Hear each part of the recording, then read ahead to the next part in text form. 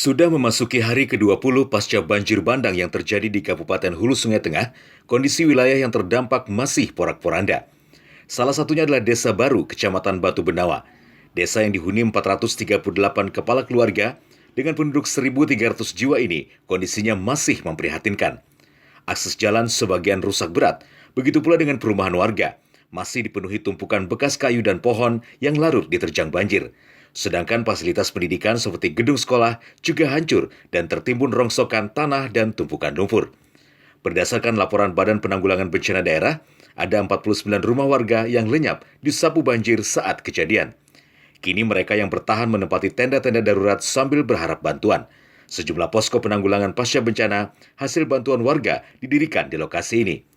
Salah satunya adalah bantuan dari Hasnur Group dan Yayasan Hasnur Center yang didistribusikan dan tiba di lokasi pada Jumat sore. Sebanyak 2.150 paket sembako dan obat-obatan diserahkan pimpinan wilayah Hasnur Group Kalsel, Rudi Siswantoro, kepada perwakilan warga yang terdampak. Selain itu, bantuan tenda juga diserahkan kepada warga yang kini kehilangan rumahnya. Tenda portable ini langsung didirikan di lokasi Desa Baru sebagai rumah tinggal sementara mereka. Dari Kecamatan Batu Benawa, Hulu Sungai Tengah, kontributor Kalsel 1net.